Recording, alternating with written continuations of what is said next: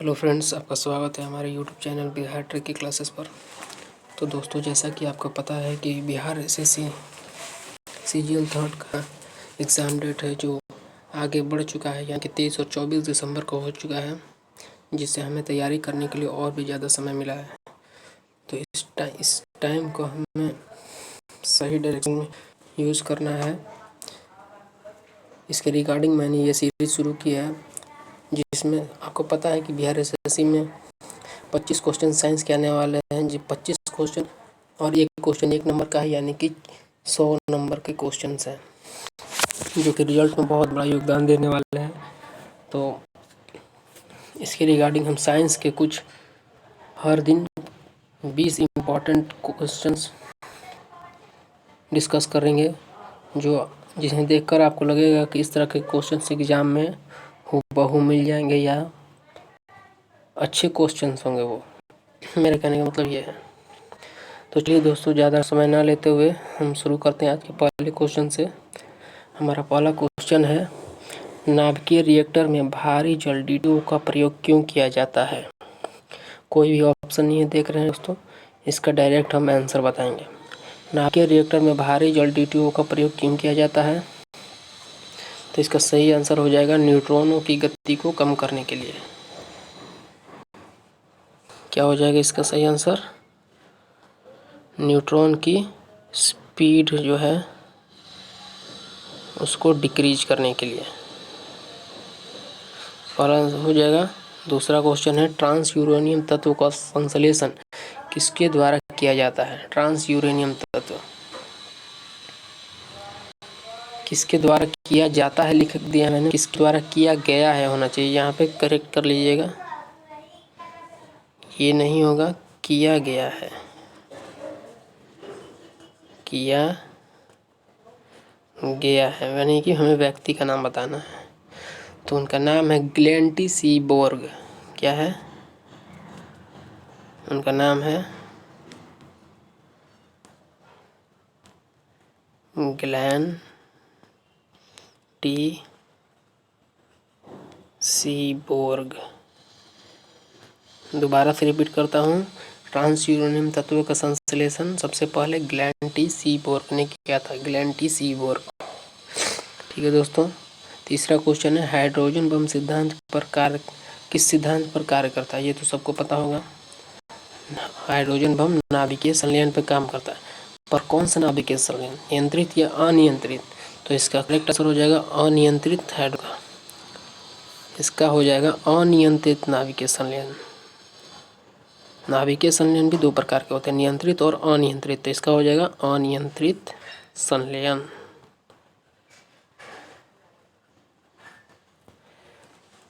ठीक है दोस्तों। चौथा क्वेश्चन है, कौन सा परमाणु संयंत्र भूकंपीय पेटी में स्थित है? बहुत इंपॉर्टेंट सवाल है दोस्तों। कौन सा नाभिकीय संयंत्र भूकंपीय पेटी में स्थित है? थोड़ा सा साइज छोटा कर लेते हैं।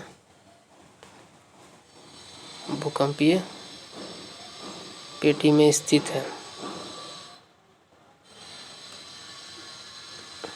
तो इसका सही आंसर हो जाएगा नरौरा।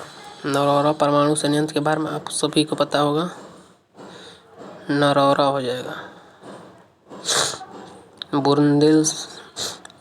बुलंदशहर यूपी में पड़ता है, ये बुलंदशहर में, और ये भूकंपीय पेटी 4 में है के अंतर्गत आता है ये नरौरा। इसका सही आंसर हो जाएगा नरौरा।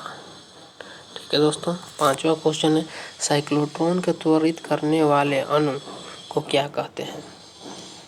साइक्लोट्रॉन को त्वरित करने वाले अणु को हम क्या कहते हैं? तो इसका करेक्ट आंसर हो जाएगा, ये भी इजी ही है, आप याद रखिएगा, इसको कहते हैं प्रोटॉन। प्रोटॉन जो है वो साइक्लोट्रॉन को त्वरित करता है। इसका सही आंसर हो जाएगा प्रोटॉन। आगे चलते हैं। यहाँ देखिए दोस्तों, क्वेश्चन में क्वेश्चन करेक्ट कर लीजिए। यहाँ कुमार 60 लिखा हुआ है, ऐसे हो जाएगा कोबाल्ट 60। कोबाल्ट 60 का प्रयोग किस विकिरण चिकित्सा में किया जाता है? तो ये भी 60 का प्रयोग विकिरण चिकित्सा में क्यों किया जाता है, सवाल है। क्यों किया जाता है? तो गामा किरणों, इस कोबाल्ट 60 से गामा किरणें निकलती हैं, तो गामा किरणों के कारण, इसका सही आंसर हो जाएगा गामा किरणों के कारण। गामा किरणों के कारण कोबाल्ट 60 का प्रयोग विकिरण चिकित्सा में किया जाता है। 7 नंबर क्वेश्चन पे आएंगे। भारत में किस रेडियोधर्मी तत्व का सर्वाधिक भंडार है? ध्यान से सुनिएगा दोस्तों, रेडियोधर्मी तत्व पूछा है यहाँ पे, नाभिकीय ईंधन नहीं, रेडियोधर्मी तत्व। तो इसका सही आंसर हो जाएगा प्लूटोनियम। रेडियोधर्मी तत्व जब दिया रहे तो इसका अर्थ सही हो जाएगा प्लूटोनियम।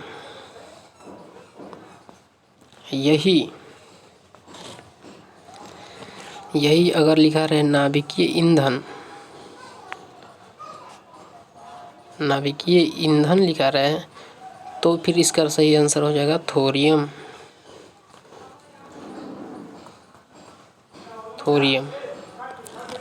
इस बात को ध्यान रखिएगा। भारत में निबंध का विकास किसने किया है? तो यहाँ भी थोड़ा सा मिस्टेक है, ये निबंध नहीं होगा, यहाँ अणुबम होना चाहिए। अणु,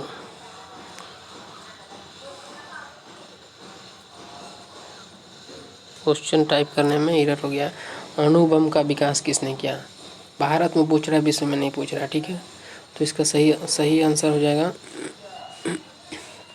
इसका सही आंसर हो जाएगा डॉक्टर राजा रमन्ना।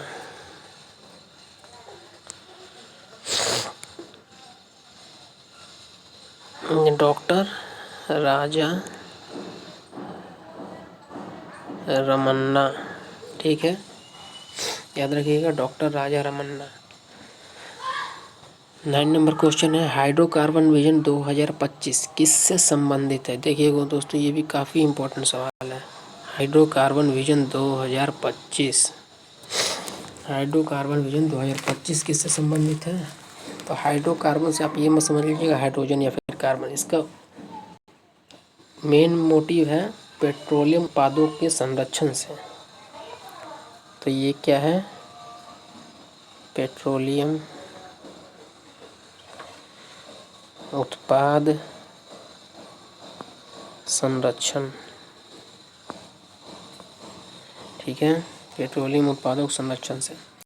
किसी कांच के छड़ को रेशम से रगड़ा जाता है तो उस पर कौन सा आवेश उत्पन्न होता है? काफ़ी कॉमन क्वेश्चन है जो लगभग एग्जाम में पूछे जाते हैं, जिसमें फिजिक्स हो। तो इसका साधारण आंसर हो जाएगा धन आवेश। पॉजिटिव चार्ज होता है सभी पता है, धन आवेश हो जाएगा इसका आंसर। 9-10 के बुक में मिल जाता है बेसिकली।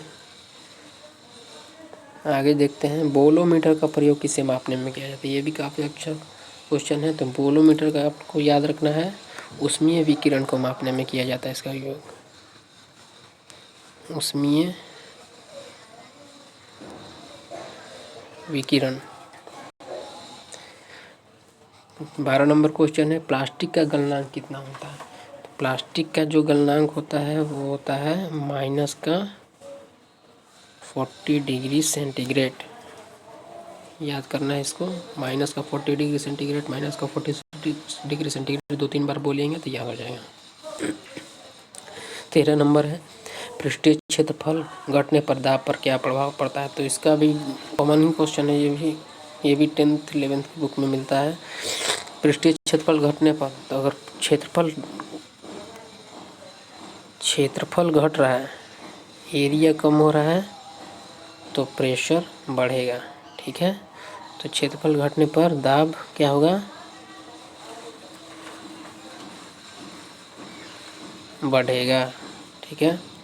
14 डॉपलर प्रभाव किससे संबंधित है? तो सबको पता होगा लगभग, इस जो है साउंड से संबंधित है, ध्वनि से संबंधित है, इसका हो जाएगा साउंड। एक क्वेश्चन बहुत ही इंपॉर्टेंट दिख रहा है यहाँ पे, भारत में प्रथम भारी जल संयंत्र कहाँ स्थापित किया गया है? ये क्वेश्चन काफ़ी अच्छा है। तो इसका सही आंसर हो जाएगा पंजाब के नांगल में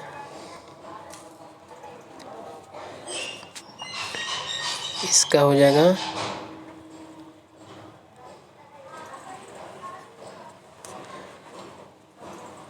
नांगल। भाखड़ा नांगल सुना होगा आपने, वहीं का नांगल है, वहाँ पे भारी जल संयंत्र है। 16 नंबर, चुंबकीय सुई किस दिशा की ओर निर्देशित करता है? चुंबकीय सुई, तो चुंबकीय सुई आपको पता है उत्तर से दक्षिण की ओर, उत्तर से दक्षिण की ओर होता है हमेशा। तो यहाँ आप कर दीजिए नॉर्थ टू साउथ।